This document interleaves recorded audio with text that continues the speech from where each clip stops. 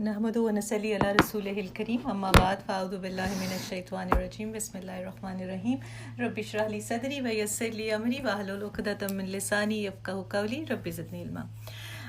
آج جیسے آپ نے ہمارے ٹاپکس دیکھے ہوں گے، آج ہم بات کریں گے علم کا نور، اور دوسرے سیگمنٹ میں ہم سورۃ فاتحہ کی فضیلت دیکھیں گے۔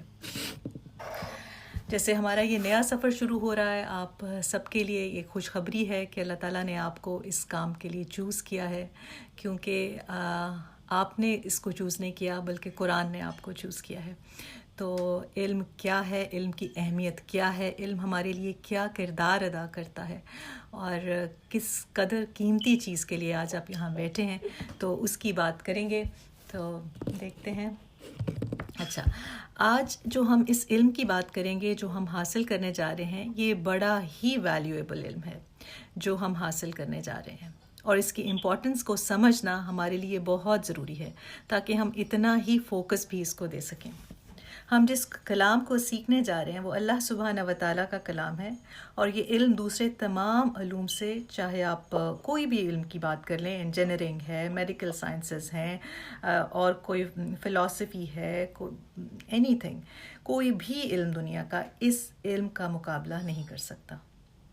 اور یہ میرے کہنے کی بات نہیں ہے، بلکہ نبی پاک صلی اللہ علیہ وسلم نے فرمایا کہ یہ وہ علم ہے جس کی تمام علوم پر وہ حیثیت ہے جیسے اللہ سبحانہ و تعالیٰ کو اپنی مخلوق کے مقابلے میں ہے۔ اتنی بڑی بات کہہ دی انہوں نے، کیونکہ اللہ تعالیٰ کی ذات وہ ہے، لیسا کمثلہ شیئا، اس جیسا کوئی ہے ہی نہیں۔ تو دنیا کا کوئی علم بھی اس علم کا مقابلہ نہیں کر سکتا۔ اللہ تعالیٰ نے فرمایا ہے نا، لو انزلنا ھذا القرآن علی جبل لرأیتہ خاشعا متصدعا من خشیۃ اللہ، یعنی اس کلام کو اگر ہم کسی پہاڑ پر بھی اتارتے تو پہاڑ دب جاتا اور ریزہ ریزہ ہو جاتا۔ اس قدر بابرکت کلام ہے یہ، کہ جیسے موسیٰ علیہ السلام نے اللہ تعالیٰ کو فرمایا کہ اے اللہ میں تجھے دیکھنا چاہتا ہوں، تو اللہ تعالیٰ نے فرمایا کہ تو مجھے نہیں دیکھ سکتا، لیکن فرمایا کہ میں اپنی تجلی پہاڑ پر ڈالتا ہوں، اگر یہ میری تجلی کو سہ سکے گا تو تو دیکھ لینا۔ لیکن پہاڑ بھی تجلی کو سہ نہیں سکا اور ریزہ ریزہ ہو گیا۔ تو موسیٰ علیہ السلام صرف یہ دیکھ کر ہی بے ہوش ہو گئے۔ اس لیے اس کلام اور علم کو معمولی نہ سمجھیں اور فارغ اوقات کا کام نہ سمجھیں۔ یہ وہ علم ہے جو پیغمبر کا اثاثہ ہے، پیغمبر کی وراثت ہے۔ اللہ کے نبی نے وراثت میں کوئی محل نہیں چھوڑے، کوئی بہت بڑے خزانے نہیں چھوڑے، انہوں نے وراثت میں کیا چھوڑا ہے؟ علم چھوڑا انہوں نے وراثت میں۔ اور یہ وہ بابرکت کلام ہے کہ آپ صلی اللہ علیہ وسلم نے فرمایا جو اس کو حاصل کرتا ہے اللہ تعالیٰ اس کے لیے جنت کا راستہ آسان کر دیتا ہے۔ یاد رکھیں کہ جنت کا راستہ آسان نہیں ہے، بہت مشکل ہے، یہ آزمائشوں سے گھرا ہوا راستہ ہے، بڑا کچھ سہنا پڑتا ہے، اور اس کے لیے انسان کو ضرورت کس چیز کی ہے؟ علم کی ضرورت ہے۔ اور جیسے جیسے آپ علم لیتے جائیں گے تو یہ راستہ آپ کے لیے آسان ہو جائے گا، قدم رکھنے آسان ہو جائیں گے۔ اور سوچیں اگر کوئی شخص راستہ ہی نہ جانتا ہو تو وہ منزل تک کیسے پہنچے گا، کیسے پہنچ سکتا ہے وہ؟ اور جو جنت کو اپنی منزل بنانا چاہتا ہے لیکن اس کو اس کا راستہ پتہ ہی نہیں، تو کیا ہوگا؟ بھٹکتا رہے گا۔ یہ علم لینے سے نہ صرف آپ کو جنت کا راستہ پتہ چلے گا، بلکہ آپ کو پتہ چلے گا کہ زندگی میں فیصلے کیسے کرنے ہیں، آپ کو پتہ چلے گا کہ معاملات کی حکمت سمجھ آئے گی کہ کیا حکمت ہے، آپ کو مشکلات کو فیس کرنا آ جائے گا، چیلنجز کا مقابلہ کرنا آ جائے گا، آپ کو اپنے مسائل کا حل ملنے لگے گا، آپ کو اپنے سوالوں کا جواب ملنا شروع ہو جائے گا۔ سوچیں تو اس طرح جنت کا راستہ ہر دن آپ کے لیے آسان ہوتا چلا جائے گا جیسے جیسے یہ علم آپ کی زندگی میں شامل ہوتا جائے گا۔ تو اللہ تعالیٰ کا کرم ہے جس کو وہ یہ علم حاصل کرنے کی توفیق دے دے۔ جیسے نبی پاک صلی اللہ علیہ وسلم نے اس علم کے بارے میں فرمایا کہ اللہ تعالیٰ جس کے لیے بھلائی کا ارادہ فرماتا ہے نا، میں یرید اللہ بہ خیرا، اللہ تعالیٰ جس کے لیے خیر چاہتا ہے نا، فقیہ فی الدین، اس کو دین کا فہم عطا فرما دیتا ہے، اس کو دین کی سمجھ دے دیتا ہے۔ یعنی فہم اور سمجھ کہا گیا ہے اس کو، یہ نہیں کہا گیا کہ دین کا رٹا لگانا، حفظ کرنا دے دیتا ہے۔ بے شک یاد کرنا، حفظ کرنا بڑی بات ہے، لیکن فرمایا جس کے لیے بھلائی کا ارادہ فرماتا ہے اس کو۔ تو آج آپ اگر یہاں بیٹھے ہیں تو سمجھ لیں کہ اللہ نے آپ کے ساتھ خاص کوئی بھلائی کا ارادہ فرما لیا ہے۔ اللہ نے آپ کے اوپر کرم کر دیا ہے. اپنا فون پلیز سب لوگ میوٹ رکھیے. جزاک اللہ خیر کثیرہ. مگر یہ یاد رکھیے گا کہ اس راستے پر آ تو جاتے ہیں لوگ، لیکن سب منزل تک نہیں پہنچتے. اور اس کی وجہ کیا ہے؟ غور کریں ذرا کہ بہت سے لوگ ہیں جو آتے ہیں، جوائن کرتے ہیں، بڑے جی وہ ایموشنل ہو کہ ہاں مجھے بھی یہی چاہیے، مجھے بھی ایڈ کر لو، مجھے بھی رجسٹر کر لو، مجھے بھی کورس میں ڈال دو. لیکن تھوڑے ہی دنوں میں چھٹ جاتے ہیں، منزل تک نہیں پہنچتے. اور وجہ کیا ہے؟ راستے میں شیطان ان کو اچک کر لے جاتا ہے. بعض دفعہ ان کے دوستوں کے تھرو ان تک پہنچتا ہے، بعض دفعہ ان کی اپنی فیملی کے تھرو ان تک پہنچتا ہے، بعض دفعہ ان کو وسواس ڈالتا ہے. تم یہ کیا کر رہی ہو؟ تم کیا بیکورڈ ہو گئی ہو؟ تم مولانی بن گئی ہو؟ تم اپنی فرینڈ سے ڈفرینٹ ہونے لگی ہو؟ اس طرح کی باتیں. جو بھی آپ کے کانوں میں اس طرح کی باتیں کرتا ہے، سمجھ لیں شیطان آ گیا. کبھی گھر والے کہیں گے یہ کیا شروع کر دیا ہے، فالتو صوفوں پہ بیٹھے رہیں، فالتو ٹی وی کے آگے بیٹھے رہیں تو کوئی حرج نہیں. اگر اس کو سمجھنے میں وقت لگائیں تو سب سے پہلے تو اپنے فیملی والے ہی کہیں گے کہ تم نے یہ کیا شروع کر دیا. بہت ساری باتیں سننی پڑیں گی. کیوں؟ کیونکہ یہ تو جنت کا راستہ ہے، اور جو بھی ہمیں جنت کے راستے سے روکنا چاہتا ہے وہ شیطان ہے. چاہے وہ آپ کا کتنا ہی کوئی قریبی ہو، گھر والوں میں سے، اولاد میں سے، دوستوں میں سے، رشتہ داروں میں سے کوئی بھی ہے جو آپ کو ٹیڑھی بات کر کے کچھ کر کے یہ کہنا چاہتا ہے کہ یہ تم کیا کر رہی ہو یا تم مولانی بن گئی ہو، تو سمجھ جائیں کہ وہ شیطان ہے. اور یاد رکھیں کہ شیطان خود جہنم میں اینڈ اپ ہوا ہے تو وہ چاہتا ہے کہ سب کو ہی وہاں لے جائے. ایسے میں وہ ضرور بیٹھے گا جنت کے راستے میں. دائیں سے بھی آئے گا، بائیں سے بھی آئے گا، آگے سے بھی آئے گا، پیچھے سے بھی آئے گا، چھوڑے گا نہیں. تو we have to be very very careful. بہت سارے اس قافلے میں شامل ہوں گے، لیکن بہت سارے اس راستے کے چھوڑ کر اور راستوں پر نکل جائیں گے. ٹیمپٹیشنز ہر طرف سے انہیں اٹریکٹ کریں گی، اور اگر کوئی 2-4 کلاسز مس ہو گئیں تو خیال آئے گا چھوڑ ہی دو، اب کیا فائدہ، یہ ہم سے نہیں ہو سکتا، ہم بہت بزی ہیں، میرا تو اسکیجول اب اتنا بہت بزی ہو گیا ہے. دیکھیں زندگی ہے، اس میں اپس اینڈ ڈاؤنس آئیں گے، کبھی خوشی کے، کبھی پریشانی کے دن آئیں گے، کبھی مشکل لگے گا، کبھی کوئی کسی طرف سے پریشانی آ جائے گی، کبھی ایک دم کوئی بڑی مصروفیت آ جائے گی، کبھی فار انسٹنس ٹریولنگ آ جائے گی، کبھی کسی کے گھر کی موونگ آ گئی، کبھی کسی کا بچہ ہو گیا، کبھی کسی کی شادی آ گئی. مگر آج یہ ارادہ کر لیں کہ یہ علم جس کے لیے اللہ تعالیٰ نے مجھے چنا ہے، میں نے اس کو چھوڑنا نہیں ہے، میں نے اس کو چھوڑ کر نہیں جانا. کیونکہ کسی نے بڑی پیاری بات کی کہ آپ قرآن کو نہیں چھوڑتے، قرآن آپ کو چھوڑ دیتا ہے. آپ قرآن کو نہیں چھوڑتے، قرآن چھوڑ دیتا آپ کو. آپ سمجھتے ہیں نا میں نے یہ کورس رجسٹر کیا ہے، میں نے یہ گروپ چنا ہے. نہیں، قرآن نے آپ کو چنا ہے. آج آپ یہاں بیٹھے ہیں نا تو اس میں کسی کی قابلیت نہیں ہے، اس میں میری قابلیت نہیں ہے، یہ آپ کے اپنے دل کا کمال ہے کہ اللہ تعالیٰ نے آپ کو پک کیا ہے، آپ کو چوز کیا ہے اس کام کے لیے، اس کلاس کے لیے، یہ سننے کے لیے، اس محفل کے لیے. تو اب آپ ارادہ کر لیں کہ چھوڑ کر نہیں جائیں گے، کیونکہ جو اس راستے پر چلتا رہے گا وہ ہی منزل تک پہنچے گا. کئی دفعہ بھی گریں گے، کئی دفعہ پھر کھڑے ہوں گے، کبھی کوئی ہماری رفتار جو ہے وہ سلو ہو جائے گی، کچھوے کی رفتار. دیکھیں ویسے تو رفتار سلو ہی ہے، صرف ہفتے میں ایک دفعہ، لیکن اس ہلکی رفتار سے بھی جو چلتا رہے گا وہ منزل تک پہنچ جائے گا. ہاں کہیں بیٹھ گئے، کہیں رک گئے تو منزل نہیں مل سکتی. ابن عباس نے فرمایا کہ ایک شخص نے آپ سے پوچھا کہ قرآن کا کون سا علم افضل ہے. بہت سارے علوم ہیں نا، آپ گرامر بھی پڑھ سکتے ہیں، آپ حفظ بھی کر سکتے ہیں، وغیرہ وغیرہ. آپ نے فرمایا قرآن کریم کے معنی کا فہم حاصل کرنا، اس کے مشکل الفاظ کے جو معنی ہیں اس کو تلاش کرو، کیونکہ اللہ تعالیٰ قرآن کے معنی کی معرفت حاصل کرنے کو پسند کرتا ہے. اور امام بہقی نے یہ روایت کی ہے کہ اللہ تعالیٰ یہ پسند کرتا ہے کہ تم اس کے معنی کو جانو، کیونکہ معنی کو جانیں گے تو رب کا پتہ چلے گا. رحمان کی رحمت کی علامت ہے کہ وہ یہ قرآن کسی کو سکھا دے. اللہ نے کہا نا الرحمن علم القرآن، رحمان اس نے قرآن سکھایا. یہ اس کی رحمت کی سب سے بڑی نشانی ہے. رحمان کے بعد یہ نہیں فرمایا کہ اس نے تمہیں کھانا دیا، اس نے تمہیں پہننا دیا، اس نے تمہیں گھر بار دیا، اس نے تمہیں جائیدادیں دیں، یا اس نے اولاد دی یا واٹ ایور، بلکہ فرمایا الرحمن علم القرآن. یہ اس کی رحمت کی نشانی ہوتی ہے کہ وہ کسی کو قرآن سکھا دے. سمجھ لیں آپ کے اوپر اللہ تعالیٰ کی رحمت برس رہی ہے کہ آپ کے اوپر اللہ تعالیٰ کہ اس نے آپ کو قرآن سے جوڑ دیا. وہی علم دینے والا ہے اور وہی علم سکھانے والا ہے. تو اس کو بڑی بات سمجھیں، کوئی معمولی بات نہ سمجھیں. دیکھیں آپ کا یہاں بیٹھنا، اس محفل میں آنا، اس کو معمولی بات نہ سمجھیں. اگر آپ کو علم کی مجلس کا شوق ہے، آپ کا اس میں دل لگتا ہے اور آپ بھاگ بھاگ کر اس میں شریک ہوتے ہیں، قرآن کھولتے ہیں اس کے علم کو حاصل کرنے کے لیے، تو یہ آپ کی نیکی کی علامت ہے، آپ کے دل کے اچھے ہونے کی علامت ہے. اور جس کے لیے اللہ تعالیٰ چاہتا ہے کہ اس کو یہ خیر ملے تو اس کے دل میں وہ شوق پیدا کر دیتا ہے. اور اگر دل نہیں لگتا اور علم حاصل کرنے کا شوق نہیں ہے تو یہ کوئی اچھا سائن نہیں ہے. ٹرسٹ می، اگر اس چیز میں، اس علم میں دل نہیں لگتا تو یہ اچھا سائن نہیں ہے. پھر اللہ تعالیٰ سے وہ دل مانگیں، منتیں کریں، اس کے آگے ہاتھ جوڑیں، اس سے مانگیں، پھر اللہ تعالیٰ سے خیر مانگیں.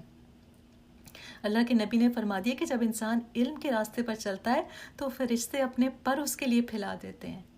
یہ ریڈ کارپٹ سے کہیں زیادہ بڑی بات ہے فرشتوں کا پر پھیلانا.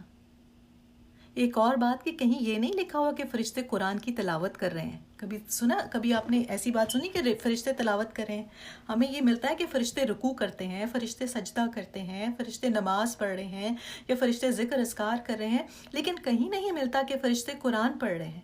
تو علماء کہتے ہیں کہ یہ کلام وہ چیز ہے کہ اللہ تعالیٰ نے فرشتوں کی ڈیوٹی نہیں لگائی کہ یہ قرآن کو پڑھیں. اس لیے جب کہیں قرآن پڑھا جاتا ہے تو فرشتوں کی جماعت وہاں جمع ہو جاتی ہے، فرشتے اس مجلس کو گھیر لیتے ہیں. انہیں قرآن سننے کا اتنا شوق ہے کہ وہ ایک دوسرے کو بلاتے ہیں کہ آؤ یہاں پر اللہ کا ذکر کیا جا رہا ہے. کہتے ہیں نا کہ اللہ تعالیٰ کی علم کی محفلوں کو فرشتے گھیر لیتے ہیں، اتنے شوق سے آتے ہیں اور پھر بلاتے ہیں دوسرے فرشتوں کو کہ آ جاؤ یہاں قرآن پڑھا جا رہا ہے. اور پھر وہ ون بائی ون ایک دوسرے کے اوپر اکٹھے ہوتے ہیں، اور اکٹھے ہوتے ہوتے آسمان تک اکٹھے ہو جاتے ہیں. وہ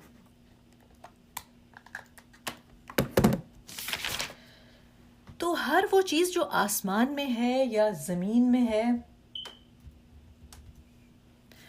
اللہ تعالیٰ نے ہر کسی کو حکم دیا ہے کہ وہ دعا کرے ہر اس شخص کے لیے جو علم حاصل کرے.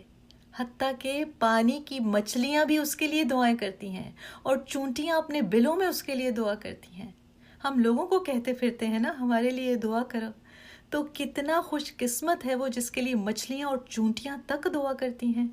ہمیں تو پتہ بھی نہیں کہ کتنی مچھلیاں ہیں پانی میں، اور کتنے چرند پرند ہیں ہواؤں میں، کتنے کیڑے مکوڑے ہیں زمین میں، اور کیا کیا مخلوق ہے ہم تو جانتے بھی نہیں. اور آسمانوں میں فرشتے ان کے لیے دعائیں کرتے ہیں. یہ ان کے لیے تھوڑی دعا کرتے ہیں جو سارا دن کچن میں کھڑی رہتی ہیں، یہ ان کے لیے تھوڑی دعائیں کرتے ہیں جو بازاروں میں سارا وقت شاپنگ کر کے سو جاتی ہیں، جو ٹی وی کے آگے یا سوشل میڈیا پر بیٹھی رہتی ہیں، بلکہ یہ علم لینے والوں کے لیے دعائیں کرتے ہیں. اور ایک اور انعام، ہم تو عبادت گزار کو دیکھ کر امپریس ہوتے ہیں، لیکن یاد رکھیں کہ جو علم حاصل کرتا ہے اس کی فضیلت عبادت گزار کے سامنے ایسی ہے جیسے 14ویں رات کا چاند جو ہے وہ تاروں کے درمیان ہو. اور 14ویں چاند کی روشنی میں جیسے آپ راستہ بھی دیکھ سکتے ہیں جو تاروں کی روشنی میں نہیں دیکھ سکتے، تو عبادت گزار تاروں کی طرح ہے.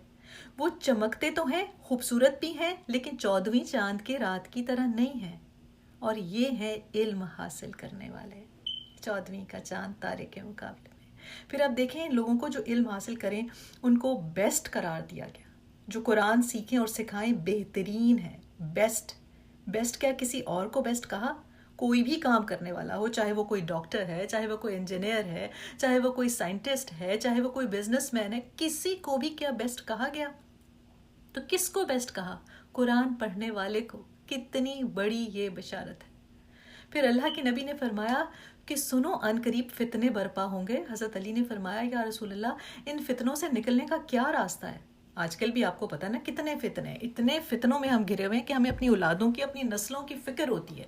تو جب پوچھا گیا نبی پاک سے، حضرت علی نے پوچھا کہ کیا راستہ ان سے بچنے کا، تو آپ نے اس کی پہلے ہی پیشن گوئی کر دی تھی کہ فتنے آئیں گے تو ہمیں فتنوں میں چھوڑ نہیں دیا بلکہ رہنمائی فرمائی. آپ نے فرمایا اللہ کی کتاب یہ سلوشن ہے، اس میں تم سے پہلے لوگوں کی خبریں ہیں اور تم سے بعد آنے والوں کی پیشین گوئیاں ہیں. یہ تمہارے درمیان حکم ہے، یعنی فیصلہ کرنے والی ہے. یہ بے فائدہ نہیں ہے، ایسی بے فائدہ نہیں ہے کہ آپ غلاف چڑھا کر چوم چوم کر اس کو شیلف پر رکھ دیں. اس کے لیے نہیں ہے، یہ گائیڈنس ہے. It's a way of life. It tells us how to spend our day and night. معاملہ کیسے کرنا ہے، اٹھنا بیٹھنا کیسے ہے، غم میں کیا کرنا ہے، خوشی میں کیا کرنا ہے، اپنوں سے کیا کرنا ہے، پرایوں سے کیا کرنا ہے. It's a way of life. چوم کے شیلف میں رکھنے کے لیے نہیں ہے. اور جس متکبر نے اس کو چھوڑ دیا تو اللہ تعالیٰ اس کو ہلاک کر دے گا. وہ متکبر ہی تو ہے جو کہتا ہے ہمیں سب آتا ہے، ہمیں نہ سکھاؤ، ہمیں تو پتہ ہے جی. اور پھر کہتا ہے ہمیں علم کی ضرورت نہیں ہے. وہ متکبر ہی تو ہوا جو اللہ تعالیٰ کی ہدایت کو خود کے لیے ضروری نہیں سمجھتا. وہ متکبر ہی تو ہے کہ میرے پاس اس کے لیے وقت نہیں ہے کیونکہ یہ فالتو کی چیز ہے. سب متکبر ہیں جو یہ سمجھتے ہیں. اور متکبر کیا ہوتا ہے پھر کہ انسان اس پیغام کو، اس لیٹر کو جو اللہ تعالیٰ کی طرف سے ہے ہمارے لیے، اس کو بالکل ضروری نہ سمجھیں. تو متکبر ہی تو ہیں. آگے حدیث میں ہے کہ جس نے اس کے علاوہ کسی اور چیز میں ہدایت کو تلاش کیا، اللہ تعالیٰ اس کو گمراہ کر دے گا، گمراہی میں رہنے دے گا اس کو. جی اپنا فون سب لوگ میوٹ رکھیے پلیز. جو آج سوچتا ہے نا کہ آج کے فلسفیوں سے، آج کے انٹلیکٹ سے پوچھوں کہ جی یہ 1400 سال پہلے کی کتاب کو بھلا کیا پتا، اللہ تعالیٰ ایسے کو گمراہ کر دے گا. پھر فرمایا اللہ تعالیٰ کی مضبوط رسی ہے یہ قرآن پاک، کہ اللہ تعالیٰ کی مضبوط رسی ہے. کیسے؟ وَتَعْصِبُ فِي حَبْلِ اللَّهِ جَمِيعًا. اللہ نے فرما دیا نا، اللہ کی رسی کو مضبوطی سے تھام لو. حدیث میں آتا ہے اس رسی کا ایک سرا اللہ نے زمین میں اتارا ہے اور ایک اس کے پاس ہے. تو جس نے اس رسی کو مضبوطی سے تھام لیا اس کا کنیکشن پھر اللہ سے جڑ گیا. تو جو اس کو سمجھنے کی ایفرٹ نہیں کرتے تو کیا پھر یہ ان کا مضبوط پکڑنا ہوا؟ ہم اس کے اندر تدبر ہی نہ کریں تو کیا یہ مضبوط پکڑنا ہے؟ دیکھیں ہم جو اب موٹیویشنل سیشنز بھی کرتے ہیں وہ تدبر ہے نا، ایک یا دو آیات کو لے کے اس پہ غور و فکر کرنا اور ریلیٹ کرنا اس کو کرنٹ چیزوں سے.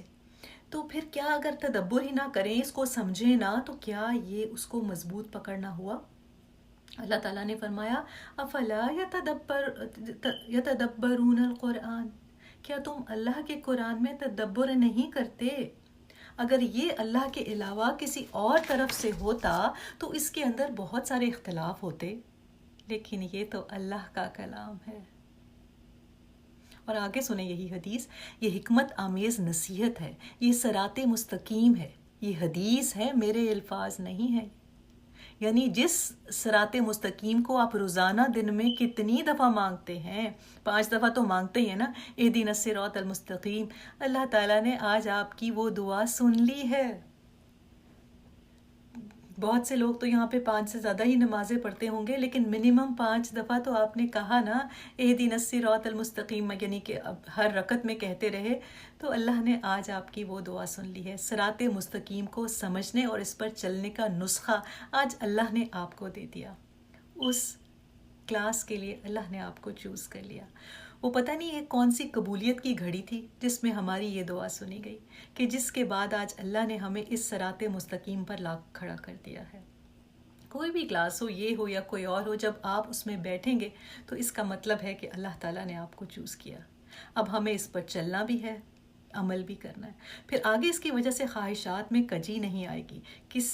کسی زبان کا کلام اس کے مشابہ نہیں ہو سکتا. علماء اس سے کبھی سیر نہیں ہو سکتے. یعنی کہا گیا کہ آپ کبھی دل آپ کا اس سے بھر نہیں سکتا. یہ حدیث ہے، یہ میری باتیں نہیں ہیں.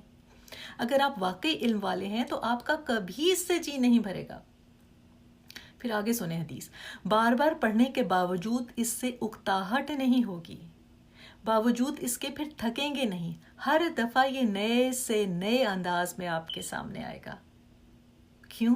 کیونکہ یہ تو معجزہ ہے، یہ کتاب نہیں ہے، یہ تو ایک معجزہ ہے. یہ تو بس ایک مقدس کلام ہے، اس کو چوم کر رکھ دیا نہیں، یہ تو میرے رب کا کلام ہے۔ یہ سب سے پہلے الفاظ خود اللہ تعالیٰ نے یہ الفاظ ارشاد فرمائے، رب العالمین کے الفاظ جبرائیل علیہ السلام نے سنے، نبی پاک صلی اللہ علیہ وسلم نے پھر وہ الفاظ دہرائے، پھر صحابہ نے پڑھے۔ ہے کوئی ایسی کتاب آپ کے بک شیلف میں؟ اللہ تعالیٰ uttered these words، اللہ تعالیٰ نے کہے، جبرائیل نے سنے، نبی پاک کے قلب اطہر پر اترے، اور اسی طرح کی سیڑھی سے ہوتے ہوئے آج آپ سن رہے ہیں۔ کین یو امیجن کہ رب العالمین نے یہ کلام تلاوت کیا ہو اور جبرائیل علیہ السلام نے اللہ تعالیٰ سے سنا ہو، اور پھر نبی پاک کے قلب اطہر پر نازل ہوا، پھر یہ وہ کلام جو لوح محفوظ میں لکھا ہوا ہے۔ کون سی اور کتاب ہے اس پائی کی؟ چاہے وہ کوئی میڈیکل سائنس کی کتاب ہو یا ٹیکنالوجی کی ہے یا کوئی کی ٹو سکسیس، کوئی ایک بھی تو بتا دیں۔ تو بار بار پڑھنے سے بھی آپ کو کبھی اس سے تھکیں گے نہیں، اور اس کے راز کبھی ختم نہیں ہوں گے، اس کے اثرات کبھی ختم نہیں ہوں گے۔ جب آپ پڑھیں گے یہ نیا لگے گا، کیونکہ یہ تو ایک معجزہ ہے۔ تمام انبیاء کے معجزات ان کے ساتھ ختم ہو گئے، لیکن نبی پاک کی رسالت چونکہ قیامت تک کے لیے ہے، اس لیے آپ کا معجزہ بھی قیامت تک کے لیے ہے۔ اللہ تعالیٰ نے باقی رکھا ہے، اس کی حفاظت اللہ تعالیٰ نے خود فرمائی ہے۔ سوچیں، نبی پاک کی کوئی چیز بھی ہم آج پا نہیں سکتے۔ کہیں سے پتہ چلتا ہے کہ جی آپ صلی اللہ علیہ وسلم کا کرتا مبارک پڑا ہے، دیکھنے بھاگتے ہیں لوگ، کہیں جی بال پڑا ہے تو ایسے ہی کہیں پہ کبھی سنتے ہیں وہ پیالہ ایک ان کا پڑا ہے تو دیوانے وار لوگ بھاگے جاتے ہیں اس کو دیکھنے کے لیے۔ لیکن وہ چیز جس کے ساتھ آپ نے اپنا پیغام انسانیت تک پہنچایا، جس کے لیے تڑپے ہیں، جس کو آپ نے اپنے دعویٰ کے لیے سامنے رکھا ہے، جو آپ کے قلب اطہر، قلب مبارک پر نازل ہوا ہے، جو آپ کی زبان مبارک سے ادا ہوا، جس کو آپ نے اپنے سینے سے لگایا اور دنیا تک پہنچایا آگے، اور آگے پہنچانے کے لیے اپنی امت کو یعنی ہمیں ہدایت کی، تو آپ صلی اللہ علیہ وسلم نے فرمایا قرآن کو سیکھو۔ جو شخص قرآن کو پڑھتا ہے، سیکھتا ہے، پھر اس پر عمل کرتا ہے، اس کی مثال ایسے ہی ہے جیسے مشک سے بھرا ہوا برتن۔ ہم یہ ورڈ سن کے اتنے یوز ٹو ہو گئے نا کہ ہم اس کو بہت کیجول لیتے ہیں کہ مشک سے بھرا ہوا برتن۔ It means like a perfume bottle. Just imagine your favourite perfume جو آپ کہیں پہ بھی لگائیں اور دور دور تک خوشبو پھیل جاتی ہے۔ سو اٹس لائک یہ پرفیوم کی بوٹل کی طرح۔ ہم ایک پیالے کو دیکھنے تو دور دور چلے جاتے ہیں، جس کے لیے آپ نے فرمایا بھی نہیں کہ میرے پیالے کو دیکھنے جانا، جبکہ یہ قرآن ہمارے گھروں میں پڑا ہوا ہے۔ ہمیں کتنی تڑپ ہے اس کو سیکھنے کے لیے، کتنی دفعہ تڑپتے ہیں ہمیں پتہ چل جائے کہ اللہ تعالیٰ نے کیا میسج لکھا ہے میرے لیے، اور کیا فرمایا۔ قرآن کریم کو طلب کرو، اس کا علم حاصل کرنا، فرمایا طلب العلم فریضۃ علی کل مسلم، فریضہ ہے یہ ہر مسلمان پر۔ ہم آج طلب ڈالر تو ہیں، ہم آج طلب فیم تو ہیں، لیکن یہاں فرمایا علم کو طلب کرنا، اس کو سیکھنا، یہ فریضہ ہے ہر مسلم پر۔ کیا یہ حدیث ہمیں پتہ نہیں؟ تو آپ نے اگر پرفیوم کی بوٹل بننا ہے، اس کو سیکھیں۔ آپ جدھر جائیں گے آپ کی خوشبو سے وہ جگہ اور وہاں کے لوگ جو ہے نا وہ مہک اٹھیں گے۔ اور اس کو سیکھ کر پھر سو جانے والا، یعنی بھلا دیا، عمل نہیں کیا، غفلت میں چلا گیا، اس کی مثال اس برتن کی سی ہے کہ جس میں مشک تو بھری ہوئی ہے، یعنی کہ اس میں فریگرنس تو ہے، لیکن اوپر سے برتن کا منہ بند کر دیا ہو۔ تو آپ کو پرفیوم کی بوٹل بننا ہے۔ ہم نے فون کو اپنی مشغولیت بنا لیا ہے نا، اسی طرح سے اس قرآن کو اپنی مشغولیت بنا لیں، پھر دیکھیں کہ آپ کے ساتھ کیا ہوتا ہے۔ حدیث قدسی ہے، آپ صلی اللہ علیہ وسلم نے فرمایا، اللہ نے فرمایا کہ جو شخص قرآن پڑھنے میں مشغولیت کی وجہ سے میرا ذکر نہ کر سکا، مجھ سے دعا نہ کر سکا، میں اس کو دعا کرنے والوں سے بھی زیادہ عطا فرماؤں گا۔ ترمذی کی یہ روایت ہے۔ قیامت کے دن بھی قرآن جیسی سفارش کوئی اور نہیں کر سکے گا۔ پتہ کیوں؟ کیونکہ یہ اللہ کا کلام ہے، تو اسی کی جرت ہوگی کہ اللہ کے سامنے بول سکے، کوئی اور نہیں بول سکے گا۔ یہ امام بنے گا اس دن، یہ اللہ تعالیٰ کے آگے جھگڑا کرے گا، یہ انسان کی بخشش کے لیے سفارش کرے گا۔ اللہ کے نبی نے فرمایا تھا کہ قرآن پڑھا کرو، یہ اپنے پڑھنے والوں کے لیے قیامت میں سفارش کرے گا۔ یہ نہیں فرمایا کہ رمضان میں خالی پڑھا کرو، نہیں، روز اس کلام پاک کو کھولنا ہے۔ یہ کلام الرحمن ہے، یہ بڑا وفادار ساتھی ہے۔ بڑا وفادار ساتھی ہے. ہر ساتھی ساتھ چھوڑ جائے گا مگر یہ وہ ساتھی ہے جو قبر میں بھی ساتھ جائے گا. کبھی والدین پاس تھے، پھر آہستہ آہستہ وہ بھی دور ہو گئے. کوئی قریبی دوست تھے، وہ بھی سب اپنی اپنی زندگیوں میں کہیں سے کہیں چلے گئے. پھر اولاد کو سینے سے لگایا، وہ بھی ایک دن بڑی ہو گئی اور اپنی اپنی زندگیوں میں لگ گئی. آج میں اکیلی ہوں، کیا کروں؟ جس نے قرآن کو ساتھی بنایا وہ کبھی اکیلا نہیں. میں آپ کو اشور کر سکتی ہوں، یہ میری زندگی کا ایکسپیرینس ہے. آپ سچے دل سے اس کو ایک لیونگ تھنگ کی طرح ساتھی بنا کے دیکھیں، آپ زندگی میں کسی لمحے بھی خود کو اکیلا نہیں سمجھیں گے. ہر وقت آپ کے گرد لوگوں کا ہجوم ہوگا جو سنسیئر لوگ ہیں، اور جو اکیلے لمحات ہوں گے وہ اتنی پلیجر کے ہوں گے کیونکہ اس وقت بھی قرآن آپ کا ساتھی ہوگا. بتائیں، جن جن کو آج آپ اپنا قیمتی وقت دے رہے ہیں، ان میں سے کون آپ کے ساتھ قبر میں جائے گا؟ ہے کوئی آپ کا سارا 100% ٹائم ڈیزرو کرتا؟ کون جائے گا قبر میں آپ کے ساتھ؟ آپ کا گھر جائے گا جس کو سجانے میں ساری زندگی لگ گئی. آپ کی گاڑی جائے گی جو کہ آپ کی فیوریٹ ہے. آپ کا زیور جائے گا جو اتنی محنتوں سے بنایا ہے. کہ کپڑے جائیں گے جو اتنے فیوریٹس ہیں.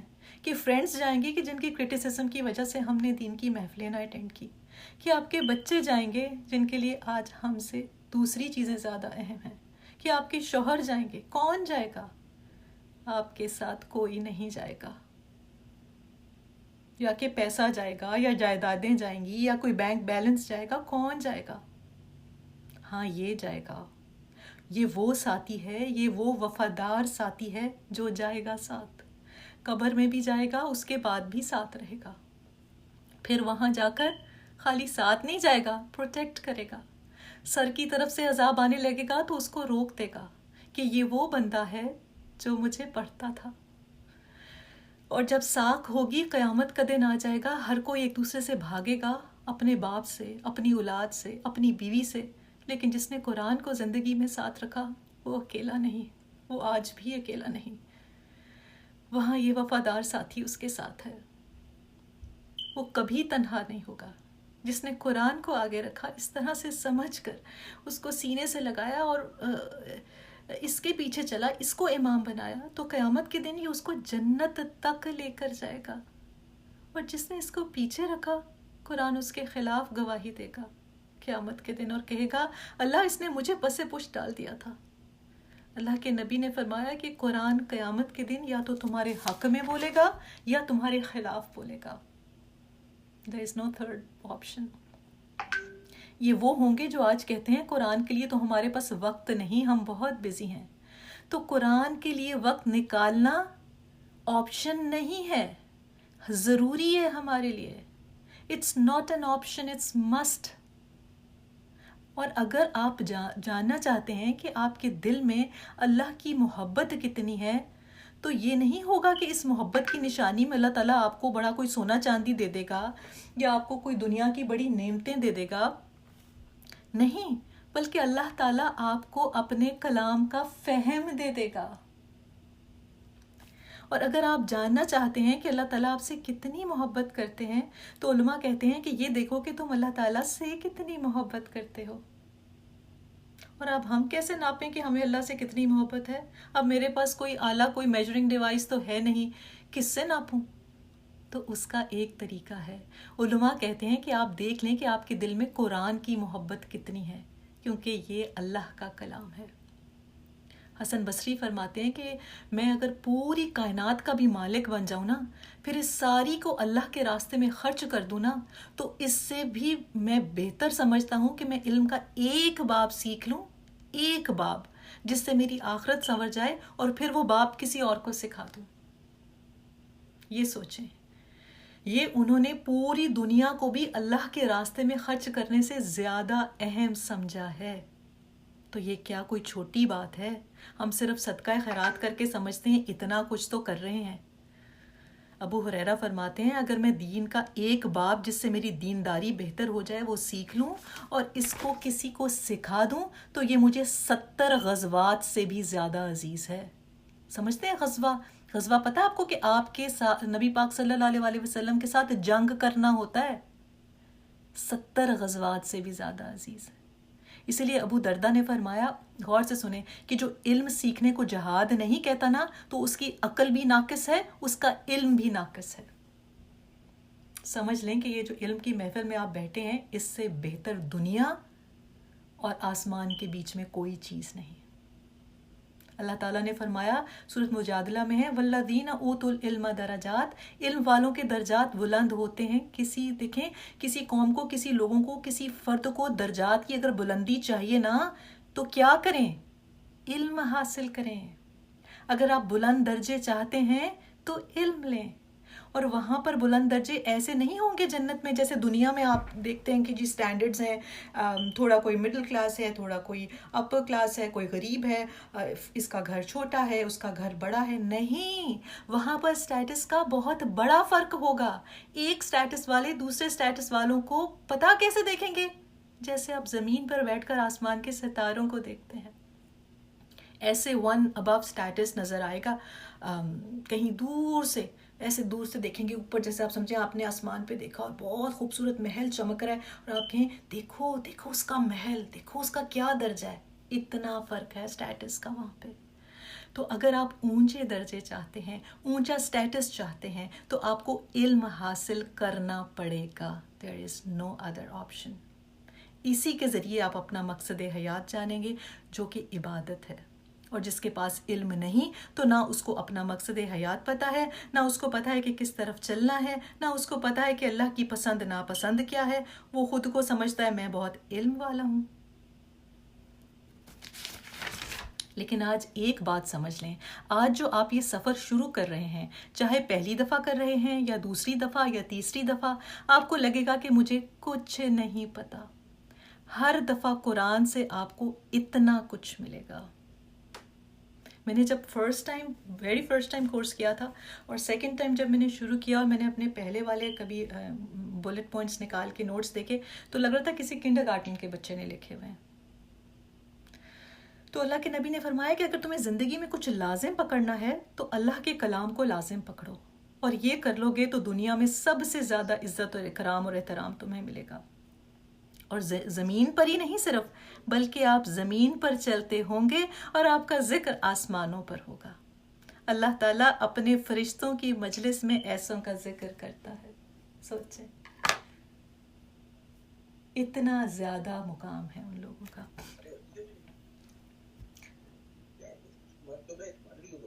جی، کسی کا فون ان میوٹڈ ہے، آپ ذرا چیک کر لیجئے، کہیں سے آواز آ رہی ہے۔ جزاک اللہ خیر کثیرا۔ تو آپ زمین پر ہیں اور آپ کا ذکر آسمان پر۔ زمین پر اللہ کا کلام پڑھتے ہیں، کوئی ساؤنڈ سسٹم کی ضرورت نہیں، کوئی مائک سپیکر کی ضرورت نہیں، لیکن آسمانوں پر آپ کو سنا گیا، اور اللہ تعالیٰ فرشتوں کی مجلس میں آپ کا ذکر کر رہا ہے۔ اور آسمان، یہ پہلا ہی آسمان دیکھیں گے 500 سال کی مسافت ہے، دوسرا اس سے 500 سال کی مسافت، تیسرا اس سے 500 سال اوپر۔ تو خوش قسمت کتنا ہے وہ انسان جس کا نام وہاں لیا جا رہا ہے 7ویں آسمان پر۔ آپ صلی اللہ علیہ وسلم جب معراج پر گئے تھے تو جنت میں قرآن کی آواز سنائی دی کہ کوئی قرآن پڑھ رہا ہے۔ تو جبرائیل علیہ السلام سے پوچھا کہ یہ کس کی آواز ہے؟ فرمایا یہ آپ کے صحابی حارثہ بن نعمان کی آواز ہے، وہ زمین پر قرآن پڑھ رہے ہیں، ان کی آواز جنتوں میں آ رہی ہے۔ یہ ہے اللہ کا پروٹوکول۔ جبکہ یہاں تھوڑا ہی کوئی عزت دے دیتا ہے نا ہمیں دنیا میں، ہم اس پر ہی ریجھنے لگتے ہیں۔ جب اللہ کا پروٹوکول دیکھیں گے تو آپ آج اس وقت پر شکر ادا کریں گے۔ یقین کریں کہ آج اس وقت یہ جو آور گزر رہا ہے، جو آپ یہاں پہ بیٹھے ہیں، جب آپ دیکھیں گے تو آپ شکر ادا کریں گے، ٹرسٹ میں، اور آپ سوچیں گے کہ کاش میں اور وقت دیتی۔ آج آپ کو اندازہ نہیں ہے کہ آپ کو مل کیا رہا ہے، آپ کو اندازہ نہیں ہے کہ آپ کا یہاں بیٹھنا کیا ویلیو رکھتا ہے۔ قرآن والے کو جب اللہ تعالیٰ بلاتا بھی ہے نا اپنے پاس موت کے وقت، تو بڑے پروٹوکول سے بلاتا ہے۔ اس کی روح قبض کرنے جب فرشتے نازل ہوتے ہیں نا، تو جنت کی خوشبو لاتے ہیں، جنت کا کفن لاتے ہیں۔ مالک الموت آتے ہی ان کو بشارتیں دیتا ہے۔ قبر میں ڈالا جاتا ہے تو لوگ تو چلے جاتے ہیں، اور عذاب آتے وقت قرآن کہتا ہے رک جاؤ، یہاں سے نہیں آنا، یہ قرآن پڑھتا تھا۔ اب اس کے پاس جب منکر نکیر سوال جواب کرنے آتے ہیں تو وہ سوال جواب صحیح دیتا ہے، تو اس سے پوچھتے ہیں تمہیں کیسے پتہ چلا یہ حدیث میں ہے یہ بات. تو وہ جانتے ہیں کہ کیا جواب دیتا ہے؟ کہتا ہے میں قرآن پڑھتا تھا اور اس کے مطابق پھر عمل کرتا تھا اور میں نے اس کی تصدیق کی تھی، اور اللہ تعالیٰ فرماتا ہے کہ میرے بندے نے سچ کہا. لوگ تو اس کو چھوڑ کر چلے گئے نا، آج وہ 2 چادروں میں لپٹا اکیلا مٹی میں پڑا ہوا ہے.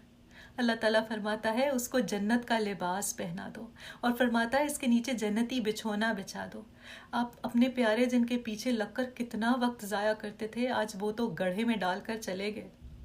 لیکن جس نے قرآن کے ساتھ وقت لگایا، جس نے قرآن کے ساتھ محنت کی، سوچیں پھر یہ کہاں تک انسان کو فائدہ دے گی. ہم تو سوچ ہی نہیں سکتے، ہماری سوچ اتنی عقل ہماری ہے ہی نہیں. اور اللہ تعالیٰ فرمائے گا اس کی قبر کو کھول دو. کتنی کھولی جائے؟ اللہ تعالیٰ فرمائے گا جہاں تک اس کی نظر جائے، حد نکاح تک اس کی قبر کو کھول دیا جائے.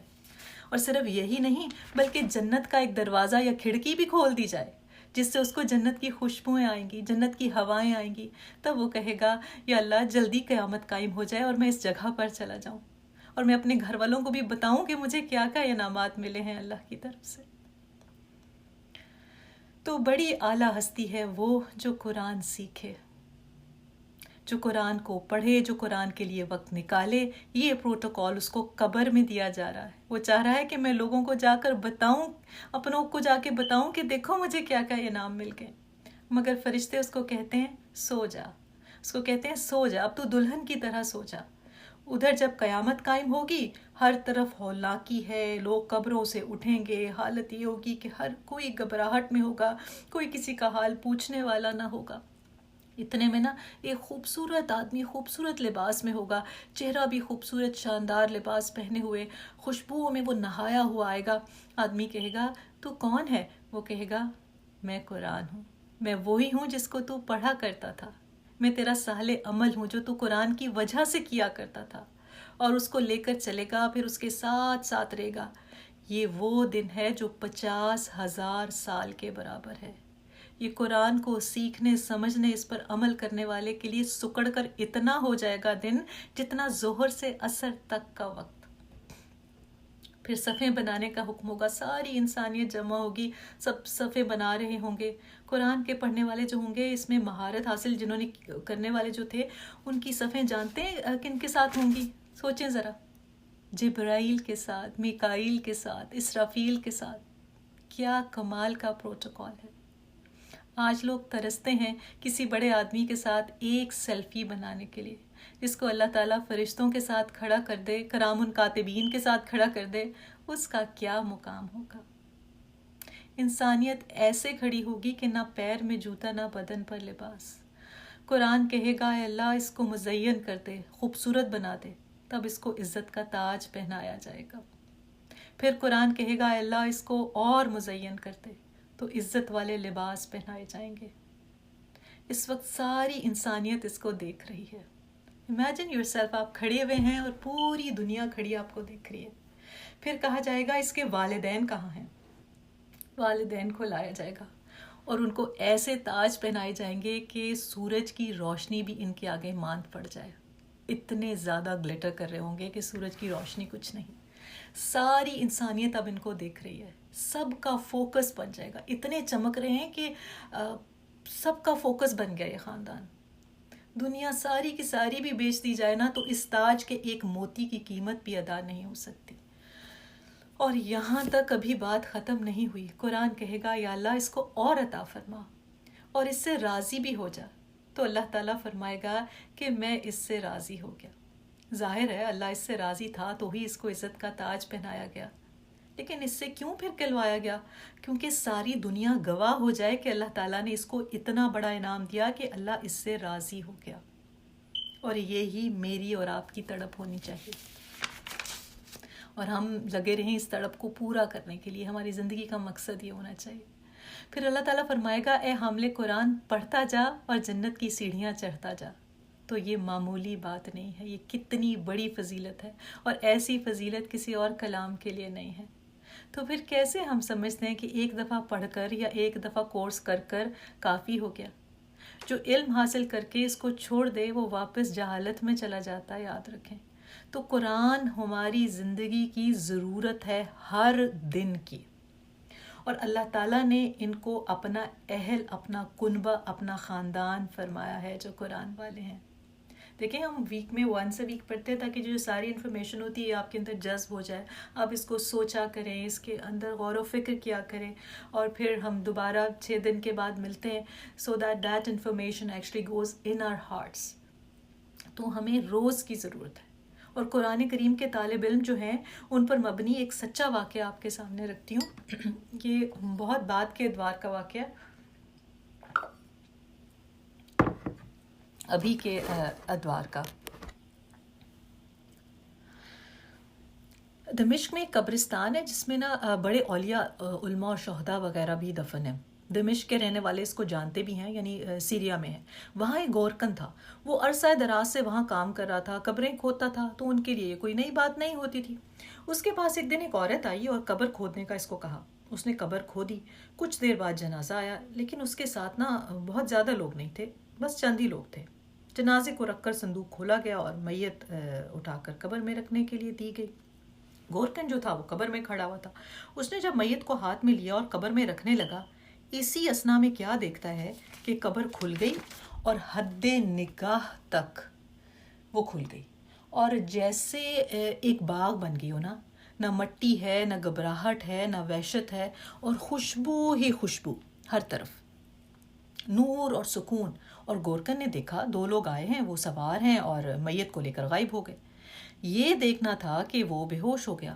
اب قبر کے باہر جو کھڑے ہوئے ہیں ان کو کچھ نہیں نظر آیا۔ انہوں نے جب دیکھا کہ گورکن بے ہوش ہو گیا ہے، انہوں نے اس کو نکالا، اس پر پانی ڈالا، اس کو ہوش میں لائے، تو پھر جو انہوں نے عورت کی تلاش کی تو وہ عورت وہاں موجود نہیں تھی۔ جب اس سے پوچھا، اس نے یہ سارا واقعہ بیان کیا، تو لوگوں نے سوچا کہ اس کا کوئی وہم ہے اور اس کو چھوڑ کر باہر چلے گئے۔ کچھ مہینے گزر گئے تو وہ عورت دوبارہ آئی اور گورکن سے کہا قبر کھودو۔ قبر تیار ہو گئی، میت لائی گئی۔ اس نے اسی طرح قبر میں جا کر میت کو لیا اور رکھنے لگا، تو پھر قبر کھل گئی اور ایک جیسے باغ بن گئی، اور پھر جیسے 2 سوار آئے اسی طرح سے اس کو لے کر چلے گئے۔ اس دفعہ گورکن بے ہوش نہیں ہوا، فوراً قبر سے نکلا، عورت کے پیچھے دوڑا، اس کو جا کر پکڑا، اس کو کہا تم کون ہو اور کہاں سے آئی ہو؟ وہ کہنے لگی مجھے میری مصیبت میں ہی رہنے دو۔ کہنے لگا مصیبت؟ کیا مصیبت ہے تمہاری؟ وہ کہنے لگی جس کو تو نے دفن کیا ہے یہ میرا بیٹا ہے، اور اس سے پہلے بھی میرا ایک اور بیٹا تھا جس کو دفن کیا۔ وہ کہنے لگی وہ پہلے والی میت تھی تو تمہیں لے کر آئی تھی۔ تو کہنے لگی تم کیوں پوچھ رہے ہو مجھ سے اتنا؟ اب یہ گورکن کہہ رہا ہے پہلے والی میت کو جب میں نے قبر میں رکھا تو میرے ساتھ یہ ہوا، اور دوسرے والی میت کو میں نے قبر میں رکھا تو بھی میرے ساتھ یہ ہوا۔ وہ آخر کیا ایسا کام کرتے تھے؟ وہ عورت بولی جو پہلا تھا نا وہ قرآن کا طالب علم تھا، اور جو دوسرا تھا وہ اپنے بھائی کی تعلیم کے اخراجات برداشت کرتا تھا۔ تو دیکھیں کہ اللہ تعالیٰ نے طالب علم اور اس پر خرچ کرنے والے دونوں سے کیا سلوک فرمایا۔ جب گورکن نے یہ بات سنی تو اس نے تو قبرستان چھوڑ دیا، تو وہ ان عالم جنہوں نے یہ واقعہ سنایا، ان کے والد اور ان کے جد امجد اس مسجد میں خدمت کیا کرتے تھے، وہاں پر پڑھاتے تھے۔ اس وقت ان کے دادا وہاں تھے، شیخ سعید۔ گورکن ان کے پاس گیا، بولا مجھے علم حاصل کرنا ہے۔ وہ کہنے لگے تمہاری عمر کتنی ہے؟ گورکن کہنے لگا یہی کوئی 45-50 سال ہو گئی ہے۔ وہ بولے اب تم علم حاصل کرنے آئے ہو؟ ساری عمر تو تم بھولے رہے، کیا وجہ ہے کہ تمہیں اب خیال آیا؟ اس نے کہا یہ میرے ساتھ ہوا ہے۔ انہوں نے کہا ٹھیک ہے، پھر اللہ پر توکل کرو اور جا کر کتابیں اٹھا کر لاؤ۔ اور وہ پڑھتے رہے، یاد کرتے رہے، یہاں تک کہ وہی گورکن وقت کے بڑے عالموں میں شامل ہونے لگے۔ شیخ عبد الرحمن، ان کے نام کو دمشق کے بڑے علماء جانتے ہیں، اور اس کے بعد ان کا سارا خاندان اسی راستے پر لگ گیا۔ ان کے آخری شیخ عبد الرزاق غفار، وہ بھی دمشق کے بہت بڑے علماء میں سے تھے۔ تو اللہ تعالیٰ دیکھیں علم کے طالب کے ساتھ ایسا سلوک کرتا ہے۔ یہ کہانی نہیں ہے، یہ خیال نہیں ہے، یہ معتبر شیخ کا اپنی آنکھوں دیکھا سچا واقعہ ہے۔ اور قرآن کریم کا علم لینے والا اللہ کا برگزیدہ اس کا فیورٹ بن جاتا ہے، اللہ کا پیارا بن جاتا ہے، اور جو ان کی تعلیم پر ڈائریکٹلی اور یا پھر انڈائریکٹلی خرچ کرتا ہے اس کو بھی اتنا ہی پروٹوکول ملے گا۔ اور غنیمت جانے اس کورس کو، واللہ یہ بہت بڑی سعادت ہے جو آپ کو مل رہی ہے، بہت بڑی سعادت ہے، اور یہ بہت بڑا چناؤ ہے جو آپ کا ہوا ہے، جو سلیکشن آپ کی ہو گئی ہے اللہ کی طرف سے، تو یہ تھوڑی سی باتیں اس کے دیکھیں یہ ہم نے کی ہیں یہاں پہ، لیکن یہ کوئی چھوٹی بات نہیں ہے، اور یہ علم حاصل کرنے والوں کی تو اتنی باتیں ہیں کہ ہم کرتے جائیں تو ختم نہیں ہوگی۔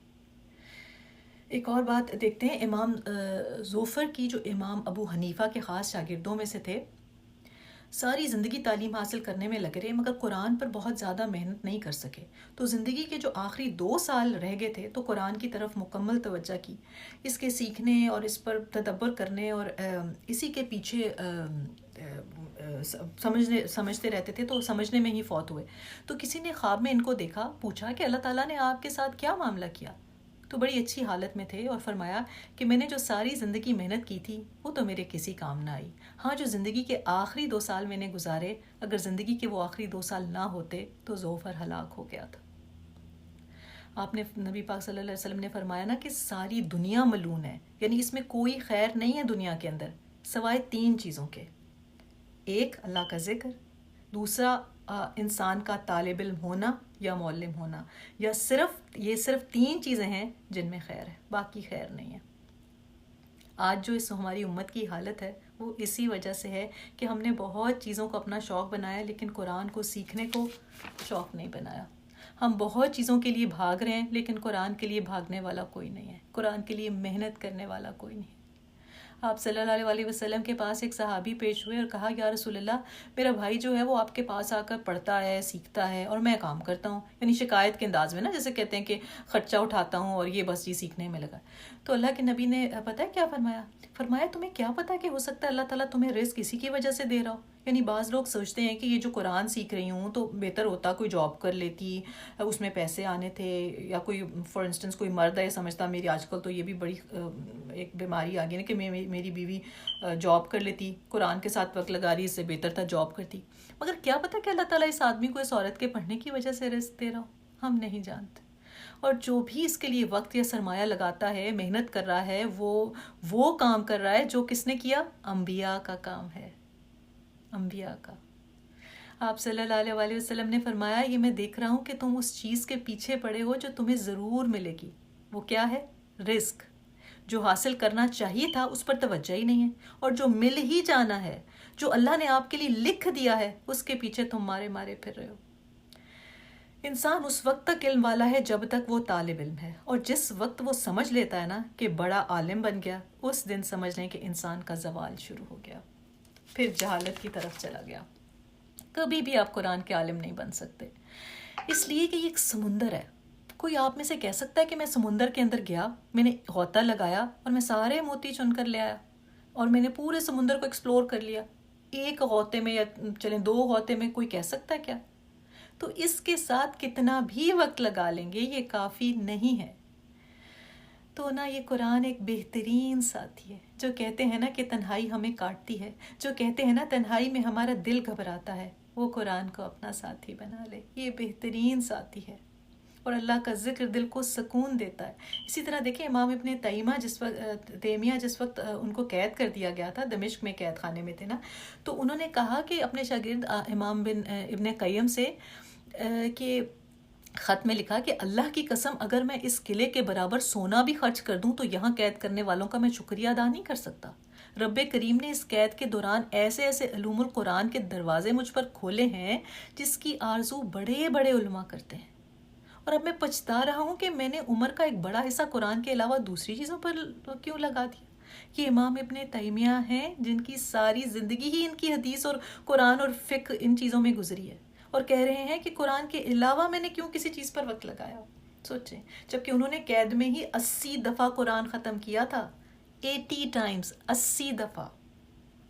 امام نووی نے فرمایا کہ ہر وہ چیز قابل مذمت ہے جو تمہیں 3 چیزوں سے غافل کر دے، قرآن سے، علم دین سے اور اللہ کے ذکر سے۔ جب آپ کا زیادہ وقت قرآن کے ساتھ گزرے گا تو آپ کو پتہ چلے گا کہ زندگی میں غم ہلکے ہو گئے ہیں۔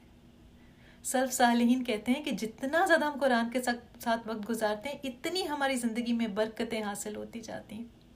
بعض مفسرین نے کہا کہ ہم نے خود کو قرآن کے ساتھ اتنا مصروف کر لیا اور اس سے ہم نے زندگی میں برکتیں اور بھلائیاں بڑھتے ہوئے دیکھی ہیں۔ واقعی قرآن کی برکت ہے. آپ دیکھیں گے، آپ دل سے لگ جائیں اس کے ساتھ، آپ دیکھیں گے کہ آپ کی زندگی برکات سے بھر جائے گی، بھر جائے گی. آپ جن کے ساتھ بیٹھتے بھی ہیں تو ان کو چوز کریں جو قرآن کے حامل ہیں. جیسے ہمیں پتہ چلتا ہے کہ ایک جگہ پر امام شافعی نے فرمایا کہ جو شخص علم حاصل نہ کرے اس کو دوست نہ بناؤ.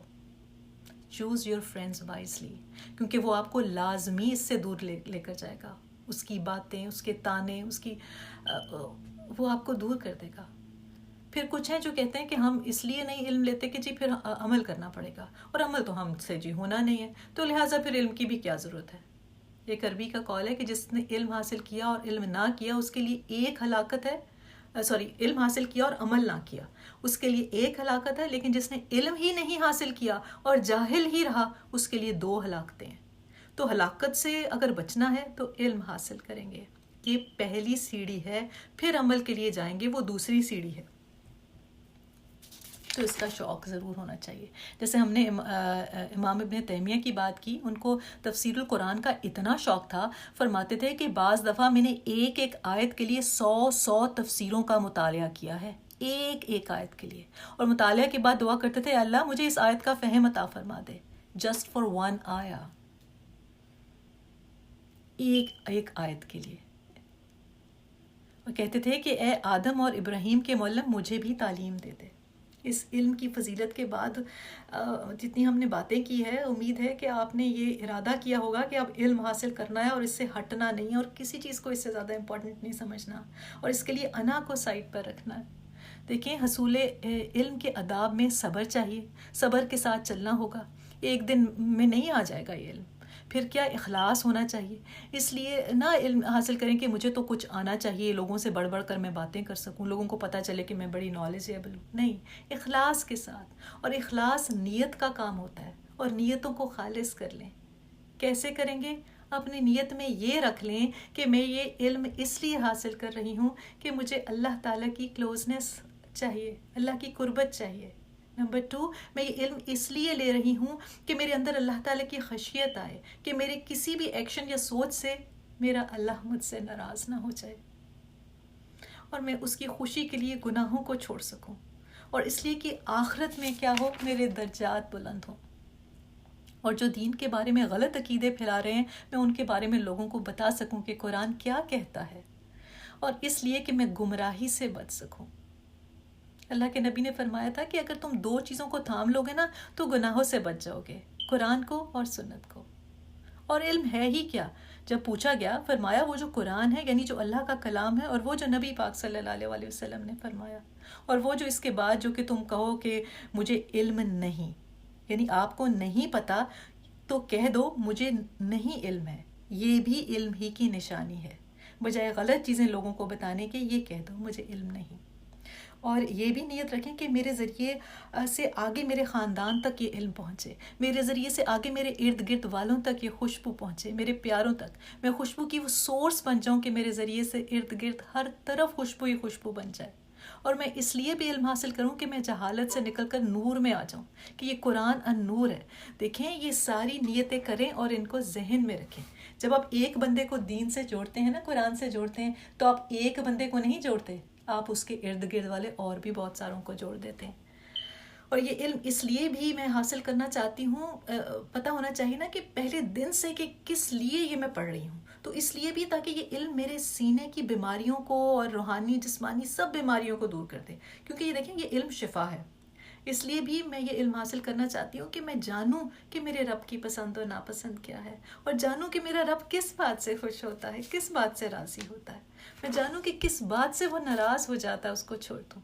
اور اس لیے کہ میرا عقیدہ صحیح ہو، اسٹرانگ ہو جائے، اور میں اس کے مطابق اپنے اخلاق کو، اپنے کردار کو ڈھالتی جاؤں. سوچیں اس لیے بھی میں حاصل کروں کہ یہ میری زندگی کو سنوار دے، دنیا کی بھی اور اگلی زندگی کو بھی، اور مجھ سے اللہ تعالیٰ راضی ہو جائے. یہ ساری نیتیں آج آپ نے کرنی ہیں، اور دیکھیں کہ ان ساری نیتوں کے برابر پھر آپ کو اجر ملے گا. تو حصول علم کے آداب میں سے ہے خالص نیت. سب سے پہلے حصول علم کے آداب میں سے ہے کہ اپنا وقت ضائع نہ کریں, اپنے لیسن پر فوکس کریں, غور سے سنیں, اکیلے بیٹھ کے سنیں, اس کو عزت دیں, رسپیکٹ دیں, پھر اس کو ریویو کریں, اور اچھے دوست بنائے انسان, اور اپنے استاد کا احترام کریں. یہ تمام آداب علماء نے بتائے ہیں. اور یاد رکھیں کہ علم آداب جو ہے کہ آداب فالو کرنے ضروری ہیں علم حاصل کرنے کے لیے. اور پھر کیا کہ جیسے بات کی کہ وقت ضائع نہ کریں, تو آرام طلبی سے نہیں آ جاتا علم. دیکھیں جیسے علماء نے کتنے سفر کیے علم حاصل کرنے کے لیے. جیسے جابر بن عبداللہ نے عبداللہ بن انیس کی طرف ایک حدیث, صرف ایک حدیث پانے کے لیے 1 مہینے کا سفر کیا. آپ کو پتہ ہے کہ اس وقت سفر کتنے مشکل ہوتے تھے. پھر آپ بخاری کی زندگی دیکھیں, کتنے انہوں نے سفر کیا اور کہاں تک پہنچے ایک حدیث لینے کے لیے. تو آپ کو تو پھر بھی آرام سے ہی علم مل رہا ہے, لیکن بعض دفعہ جو چیز آرام سے مل جاتی ہے تو انسان اس کی قدر نہیں کرتا. جو چیز مشکل سے ملتی ہے اس کی قدر آتی ہے. اگر ہم محنت ہی نہیں کرنا چاہتے تو پھر کیسے پورا فائدہ اٹھا پائیں گے نا. تو علم نافع کے لیے محنت چاہیے, اور اس لیے 2 دعائیں جو ہیں وہ اپنے لیے ہمیشہ رکھیں, چاہے سلام پھیرنے سے پہلے ہی نماز میں مانگ لیا کریں. پہلی دعا رب زدنی علما, اے میرے رب میرے علم میں اضافہ فرما دے. اور یہ دعا اللہ تعالیٰ نے خود نبی پاک صلی اللہ علیہ وسلم کو سکھائی ہے سورہ طٰہٰ میں, جیسے آپ کو پتہ ہے. یہ نہیں سکھایا نبی پاک کو مانگے اللہ سے کہ میرے مال میں اضافہ کر دے, یا میرے گھر بار میں اضافہ کر دے, یا کسی اور چیز میں. نہیں, بلکہ میرے علم میں اضافہ فرما دے. حالانکہ آپ کے پاس بہت علم تھا, اللہ نے آپ کو بہت علم سکھایا تھا, لیکن پھر بھی فرمایا اور علم میں اضافہ مانگے. تو اس دعا کو ضرور مانگیں, اپنی دعاؤں میں شامل کریں. پھر دوسری دعا, اللہم انی اسألک علما نافعا, اے اللہ میں تجھ سے سوال کرتی ہوں نافع علم کا, ایسے علم کا جو نفع بخش ہو, پروفیٹیبل ہو. جو قرآن کا علم ہے وہی ہے نفع بخش علم, ہر طرف سے بھلائیاں اکٹھی کر کے لے آتا ہے آپ کے لیے. اور وہ علم جس کو حاصل کرنے کے بعد اس پر انسان عمل کرے, وہ بھی نافع علم ہے. اس کے آگے بھی یہ دعا ہے, اگر آپ پوری مانگنا چاہیں تو مانگ سکتے ہیں. وہ عملا متقبلا ورزقا طیبا, اور قبول ہونے والا عمل, یا رب مجھے توفیق دے اور میں تجھ سے پاکیزہ رزق کا سوال کرتی ہوں. تو یہ دعائیں آپ ضرور مانگیں تاکہ علم نافع بھی بن جائے اور اللہ تعالیٰ علم میں اضافہ بھی فرما دے. اچھا, اللہ تعالیٰ ہم سے قبول فرما لے. اللہ تعالیٰ اس علم کی جو فضیلت ہے وہ ہمارے دلوں میں رچ بس جائے. تو دیکھتے ہیں کوئکلی سورہ فاتحہ کی فضیلت. اس سیگمنٹ کی طرف چلتے ہیں, سورہ فاتحہ کی فضیلت. اور اس سے پہلے ہم نا آیت اور سورت کا مطلب کوئکلی دیکھ لیں گے. سب سے پہلے سورت کا مطلب. سورت کا مطلب جو ہے وہ بلندی ہے, رفعت, اونچائی. یہ اس کا ڈکشنری میننگ ہے, لغوی معنی ہے. اور قرآن کی صورتوں کو صورت کیوں کہا جاتا ہے؟ اس لیے کہ ان کا مقام بہت بلند اور بالا ہے.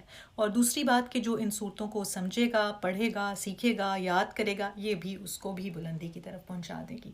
اور بلندی صرف یہ دنیا کے لیے نہیں ہے, آخرت کے لیے بھی ہے.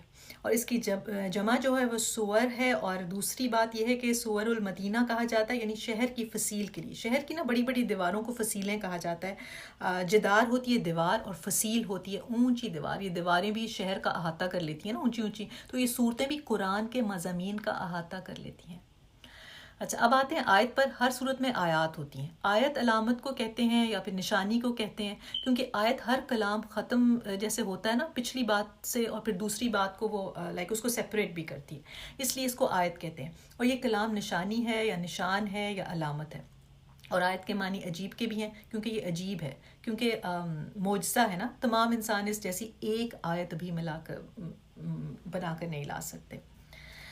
اچھا, تو یہ تو ہو گیا ڈفرینس بٹوین آیا اینڈ سورہ. سورہ فاتحہ کے بہت سارے نام ہیں, اور یہ بات اس کو شو کرتی ہے کہ اس کی فضیلت بہت زیادہ ہے. جیسے مثال کے طور پر آپ اپنے کسی بچے کو پیار سے بہت سارے نام دے دیں تو یہ محبت کی ایک نشانی ہے. تو اسی طرح سے سورہ فاتحہ بہت مرتبے والی ہے, تو اس کے بہت نام ہیں. پہلا نام ہے سورہ فاتحہ, جیسے آپ کو سب کو پتہ ہے. فاتحہ کیوں کہا جاتا ہے؟ کیونکہ فاتحہ کا مطلب ہے شروع کرنے والی. تو سب سے پہلی یہ صورت ہے, تو قرآن جو ہے اسی صورت سے سٹارٹ ہوتا ہے. پھر نماز میں بھی قرات اسی صورت سے شروع ہوتی ہیں. یہ ایک نام ہے اس کا. آج ہم اس کے کوئک سے 10 نام دیکھیں گے. دوسرا نام ہے القرآن. کہتے ہیں اصل کو. تو پورے قرآن میں جن چیزوں کو ثابت کیا گیا ہے وہ اس کے اندر موجود ہیں. کتنی بڑی بات ہے. جیسے الوہیت کو, اللہ تعالیٰ کی ذات اور صفات کو, بعد الموت کو, مرنے کے بعد پھر سے زندہ اٹھنے کو, پھر قضاء اور قدر کو، یہ سب سورت فاتحہ میں موجود ہے۔ پہلی آیت اللہ تعالیٰ کے الہ ہونے پر دلالت کرتی ہے، الرحمن الرحیم، اس میں شامل کر لیں اور مالک یوم دین، دوبارہ اٹھنے کی بارے میں بتاتی ہے۔ پھر ایاک نعبد و ایاک نستعین، ہر چیز کی قضاء اور قدر اللہ تعالیٰ کی طرف سے ہے، یہ بتاتی ہے۔ اور پھر صراط مستقیم اور انعمت علیہم میں نبوت کی دلیل ہے، تو اس لیے اس کو ام القرآن کہا جاتا ہے۔ اللہ کے نبی نے بھی فرمایا کہ الحمدللہ، یعنی یہ سورت ام القرآن ہے، ام الکتاب ہے اور 7 مثانی ہے۔ اسی طرح سورت الحمد بھی اس کو کہا گیا ہے، کیونکہ اس میں اللہ تعالیٰ کی حمد ہے، اس سے یہ سٹارٹ ہوتی ہے۔ اور آپ نے دارمی کی حدیث میں سورت کو الحمدللہ سے ہی پکارا ہے نبی پاک نے۔ 7 مثانی بھی فرمایا، 7 سے ہے، اور مثانی یعنی بار بار دہرائے جانے والی۔ اللہ کے نبی نے فرمایا تھا کہ الحمدللہ رب العالمین 7 مثانی ہے اور قرآن عظیم ہے جو مجھے عطا کیا گیا۔ اتنی عظیم یہ صورت ہے کہ دیکھیں، نہ عیسیٰ علیہ السلام کو، نہ موسیٰ علیہ السلام کو، نہ داؤد علیہ السلام کو ایسی صورت نہیں ملی، حتیٰ کہ پورے قرآن میں بھی اس جیسی صورت نہیں ہے، اتنی یہ بابرکت صورت ہے۔ اسی لیے اس کو اعظم السورہ کہا گیا ہے، ام الکتاب۔ اور جیسے ماں ہے نا، ماں سے ہے، ماں سے آگے اولاد ہوتی ہے، تو اس کے مضامین سے ہی آگے قرآن کے مضامین سارے نکلے ہوئے ہیں۔ اور اس کو الوافیہ بھی کہا گیا ہے، وفا کرنے والی، کیونکہ واقعی یہ صورت انسان کے لیے وفا کرنے والی ہے، بندے کی بخشش نجات کا باعث بنتی ہے۔ اب جب آپ اس صورت کو پڑھیں گے نا، آپ کو اور اس کو دل سے پڑھ سکیں گے، اس کی امپورٹنس جب آپ کو پتہ چلے گی۔ بخشش کا باعث بنتی ہے کیسے کہ اگر کوئی بندہ اس کے مضامین پر غور کرے، اس کو سمجھے، اس کے مطابق چلے، تو یہ ایک صورت ہی وافیہ ہے۔ اسی وجہ سے کافیہ بھی اس کا نام بتایا گیا کہ یہ کافی ہے انسان کی نجات کے لیے۔ اور دوسری صورتوں کی جگہ پر اس صورت کو پڑھا جا سکتا ہے۔ تفسیر کبیر میں ہے، اللہ کے نبی نے فرمایا کہ ام القرآن دوسری صورتوں کا بدلہ ہے، اور دوسری کوئی صورت اس کا بدلہ نہیں ہے۔ سمجھ آئیے آپ کو اس بات کی؟ یعنی جیسے نماز میں یہ نہیں کر سکتے کہ میں سورہ فاتحہ کے بجائے کوئی اور لمبی صورت پڑھ لوں، نہیں، ایسے نہیں کر سکتے۔ اور اس کو الشفا بھی کہا گیا ہے، یہ ان امراض کی بھی شفا ہے جو جسمانی ہیں، ان امراض کی بھی شفا ہے جو روحانی ہے، کیونکہ اس کے اندر یہ کوالٹی ہے کہ آپ اس کے ذریعے کسی کو دم کر سکتے ہیں، اور اس کو شفا بھی کہا گیا ہے۔ اللہ کے نبی نے فرمایا کہ فاتحۃ الکتاب ہر بیماری کی شفا ہے، دلوں کی بیماریوں کی بھی، یعنی دلوں میں جو کینے ہیں، بغض ہے، حسد ہے، نفاق ہے، تو روحانی بیماریوں کو بھی دور کرے گی، جسمانی کو بھی کرے گی۔ پھر سورۃ الصلاۃ بھی اس کو کہا گیا ہے، اللہ تعالیٰ نے سورت کو اس لیے الصلاۃ بتایا کہ یہ وہ سورت ہے کہ اس کے بغیر کوئی نماز کی رکعت ہو ہی نہیں سکتی، پھر نماز اس کے بغیر نامکمل ہے۔ پھر یہ سورت الدعا بھی ہے، اور رقیہ بھی اس سورت کے ذریعے آپ کر سکتے ہیں۔ رقیہ کیا ہوتا ہے آپ سب کو پتہ ہے، دم کرنا۔ اس کی دلیل ملتی ہے ہمیں کہ حضرت ابو سعید خدری فرماتے ہیں کہ ہم ایک سفر پر تھے، کوئکلی آپ کو یہ بتا دیتی ہوں تاکہ آپ کو پتہ چلے کہ اس سے دم کیسے کرنا ہوتا ہے۔ حضرت ابو سعید خدری ایک دفعہ سفر پر تھے، ہم نے ایک جگہ پر قیام کیا کہہ رہے ہیں، اور ایک لڑکی نے آ کر کہا کہ قبیلے کے سردار کو ایک بچھو نے ڈس لیا اور ہمارے لوگ حاضر نہیں ہیں، کیا تم میں سے کوئی شخص دم کرنا جانتا ہے؟ تو ہم میں سے ایک شخص ان کے ساتھ گیا، اس سے پہلے ہم دم کرنے کی تہمت نہیں لگاتے تھے، یعنی پہلی دفعہ تھا ان کا، تو جس سے وہ تندرست ہو گئے، اور سردار نے اس کو 30 بکریاں دینے کا حکم دیا، اور ہمیں اس نے دودھ بھی پلایا۔ جب یہ واپس آیا تو ہم نے پوچھا کیا تم اس سے پہلے دم کرتے تھے؟ ہاں، تو اس نے کہا نہیں، میں نے تو صرف ام الکتاب یعنی سورہ فاتحہ پڑھ کر دم کیا۔ ہم نے کہا اب اس کے متعلق کوئی بحث نہ کرو، حتیٰ کہ نبی اکرم کی خدمت میں حاضر ہو کر ان سے پہلے پوچھیں۔ یعنی صحابہ کرام اتنے کیئرفل ہوتے تھے کہ ہر چیز کو پہلے پوچھتے تھے کہ ہم نے یہ بکریاں اجرت میں لے لی ہیں، پتہ نہیں یہ جائز بھی ہے کہ نہیں، اس طرح سے دم کرنا پتہ نہیں جائز بھی ہے کہ نہیں۔ تو کہتے ہیں مدینہ پہنچے اور نبی پاک سے پوچھا، تو اللہ کے نبی نے فرمایا اس کو کیسے پتہ چلا کہ یہ دم ہے؟ اور فرمایا ان بکریوں کو تقسیم کرو اور ان میں سے میرا حصہ بھی نکالو، یعنی ان کو بتانے کے لیے یہ کہ یہ لینا غلط نہیں تھا، جائز تھا۔ اس سے علماء نے بہت سارے مسائل نکالے ہیں اس واقعے سے کہ دم کر کے اجرت لینا بھی جائز ہے، قرآن کو پڑھا کر اس پر اجرت لینا بھی جائز ہے، مصحف کو قیمتاً فروخت کرنا بھی جائز ہے، کسی بیمار کو سورہ فاتحہ سے دم کرنا بھی جائز ہے۔ اگر کسی بندے کو اس سے شفا نہیں ہوتی تو یہ دیکھیں کہ اس کا مطلب ہے کہ اس بندے کی کمی ہے، سورہ فاتحہ کے شفا ہونے میں کوئی کمی نہیں ہے، ہو نہیں سکتی۔ اس لیے اس کو سورۃ الرقیہ بھی کہا جاتا ہے، تو یہ بہترین ہے رقیہ کرنے کے لیے۔ ترمذی کی روایت ہے کہ اللہ کے نبی نے فرمایا اس ذات کی قسم جس کی قدر قدرت میں میری جان ہے، اس جیسی اس کی مثل تورات میں بھی نہیں نازل ہوئی، نہ انجیل میں، نہ زبور میں، نہ فرقان میں۔ یہ سبا من مسانی ہے، یعنی دوبارہ دو بار پڑھی جانے والی 7 آیات ہیں، 7 ہیں نا اس میں، اور یہ قرآن عظیم ہے جو مجھے دیا گیا ہے۔ اور ایک اور حدیث اس کی فضیلت کے اندر اس میں آتا ہے، بہت پیاری حدیث ہے، مسلم میں بھی ہے، نسائی میں بھی ہے۔ اس حدیث سے ہمیں پتہ چلتا ہے کہ جبرائیل علیہ السلام خود نہیں یہ صورت لے کر آئے تھے، جبرائیل علیہ السلام تو خود آپ کی مجلس میں اس وقت بیٹھے ہوئے تھے جب یہ صورت نازل ہوئی۔ مسلم میں روایت ہے کہ آپ صلی اللہ علیہ وسلم ایک مرتبہ بیٹھے ہوئے تھے اور جبرائیل علیہ السلام بھی وہیں پہ بیٹھے ہوئے تھے، تو اوپر سے اتنا زوردار دھماکہ ہوا، اس کی اتنی شدید آواز تھی، جبرائیل علیہ السلام نے اوپر دیکھ کر بتایا کہ آج آسمان کا وہ والا دروازہ کھلا ہے جو کبھی نہیں کھلا۔ تو کیا سمجھ آئی کہ آسمان کے بھی دروازے ہیں، اور آج کھلا ہے، وہ اس سے پہلے کبھی نہیں کھلا، کوئی اسپیشل ہوگا دروازہ۔ اور وہاں سے ایک فرشتہ آیا اور وہ فرشتہ آپ کے پاس آیا، اور کئی جگہ پر آتا ہے کہ وہ فرشتہ اس سے پہلے کبھی نہیں آیا تھا۔ ایک فرشتہ آپ کے پاس آیا اور کہا خوش ہو جائیے، 2 نور آپ کو ایسے دیے گئے ہیں کہ آپ سے پہلے کسی کو نہیں دیے گئے۔ 2 نور، صورتیں نہیں کہا گیا، اور وہ 2 نور کیا ہیں؟ سورہ فاتحہ اور سورہ بقرہ کی آخری 2 آیات، ایک ایک حرف پر نور ہے، اتنی عظیم صورتیں ہیں۔ اب جب بھی نماز میں کھڑے ہوں تو یہ باتیں ضرور سوچ لیں۔ اور اس کا مقام نزول کیا ہے؟ مکی ہے یا مدنی ہے؟ مکی وہ صورتیں ہوتی ہیں جو ہجرت سے پہلے نازل ہوئیں، مدنی وہ جو ہجرت کے بعد نازل ہوئیں۔ تو اس صورت کے بارے میں بعض جگہ پر آتا ہے کہ مکی ہے، بعض جگہ پر آتا ہے کہ یہ مدنی ہے، لیکن زیادہ یہ بات سمجھ آتی ہے کہ محققین نے زیادہ یہ کہا کہ یہ صورت 2 دفعہ نازل ہوئی ہے، مکہ میں بھی اور مدینہ میں بھی نازل ہوئی ہے، اور یہ وہ واحد صورت ہے جس کی ہر آیت پر اللہ تعالیٰ خود بندے کو جواب دیتا ہے۔ How amazing! جب بندہ کہتا ہے نا الحمدللہ رب العالمین، تو اللہ تعالیٰ فرماتا ہے حمدنی عبد، میرے بندے نے میری تعریف بیان کی۔ جب بندہ کہتا ہے نا الرحمن الرحیم، تو اللہ تعالیٰ فرماتا ہے کہ میرے بندے نے میری ثنا بیان کی۔ پھر بندہ کہتا ہے مالک یوم الدین، تو اللہ تعالیٰ فرماتا ہے مجدنی عبدی، میرے بندے نے میری بزرگی بیان کی۔ اس کے بعد جب بندہ کہتا ہے ایاک نعبد و ایاک نستعین، تو اللہ تعالیٰ فرماتا ہے کہ میرے اور میرے بندے کے درمیان تقسیم ہو گیا، یعنی ایاک نعبد اللہ کے لیے، ایاک نستعین بندے کے لیے۔ اب فرماتا ہے اللہ تعالیٰ کہ اب میرا بندہ جو بھی مجھ سے مانگے گا میں اس کو عطا کروں گا۔ تو پھر بندہ اللہ تعالیٰ سے ہدایت مانگتا ہے، جو سب سے امپورٹنٹ چیز ہے، سب سے بڑی نعمت ہے، اور الضالین تک پڑھتا ہے۔ پھر اللہ تعالیٰ فرماتا ہے یہ سب میرے بندے کے لیے، اور یہ جو مانگے گا وہ اس کے لیے ہے۔ یہ اتنی عظیم صورت ہے جس سے ہم قرآن کریم کو شروع کرنے لگے ہیں، اور آپ سوچ لیں اس جیسی کوئی صورت اتری نہیں، اس لیے اس صورت کو ہر نماز کی ہر رکعت میں پڑھتے ہیں۔